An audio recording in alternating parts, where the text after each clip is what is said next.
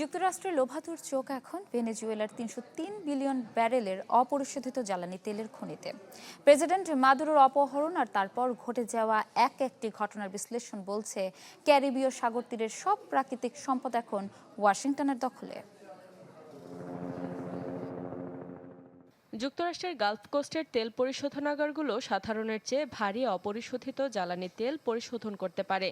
মাত্র ২০০০ মাইলের ভেতরে পৃথিবীর সবচেয়ে বড় তেল মজুদের দিকে লোলুপ দৃষ্টি আঙ্কেল স্যামের। তাই সোজা আঙুলে ঘি না ওঠায় আঙুল বাঁকিয়ে একটি স্বাধীন সার্বভৌমত্ব দেশের প্রেসিডেন্টকে অপহরণ করা হলো। তেল মজুদে ১ নম্বর, উত্তোলনে ১২ এবং ব্যবহারে পৃথিবীর ৩১তম দেশ ভেনেজুয়েলা। পৃথিবীর ১৯% তেলের দখল যে দেশটির হাতে, তার নিয়ন্ত্রণ নিতে মার্কিন যুক্তরাষ্ট্রের তোড়জোড় অনেক বছর ধরে। কি বুঝলেন ভাই? অনলি যেটাই চাই। অর্থনৈতিকভাবে জর্জরিত কারাকাস তাই ২০২৫ সালের প্রথম ৭ মাসে তেল রপ্তানি করে আয় করেছে মাত্র $৮.৫ বিলিয়ন।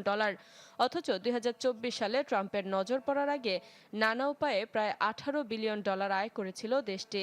মুদ্রার অবমূল্যায়ন হতে হতে বর্তমানে ডলারের বিপরীতে স্থানীয় মুদ্রা ভেনেজুয়েলান বলিভারের মান ৫০১, মূল্যস্ফীতি ৫০০%।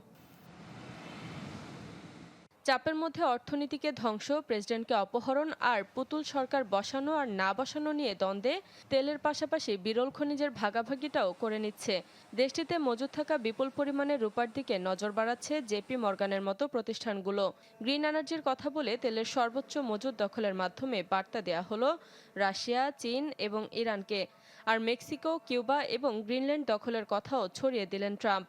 ফলে শুল্কের পর এবার বিশ্ব অর্থনীতি আরেকবার কেঁপে উঠবে, তাতে কোনো সন্দেহ নেই। চীনের সাথে দ্বন্দ্ব আর বিরল খনিজের দখলে মার্কিন বেসরকারি প্রতিষ্ঠানগুলোতে এখন বিনিয়োগের হিড়িক পড়বে। তাতে অন্যের অর্থনীতি ধ্বংস হলে খুব একটা যায় আসে না মার্কিনীদের। অর্থ আর প্রভাবের ভারে বিশ্ব মোড়লের মোড়লগিরি চলতেই থাকবে। শারমিন মাহমুদ, চ্যানেল 24।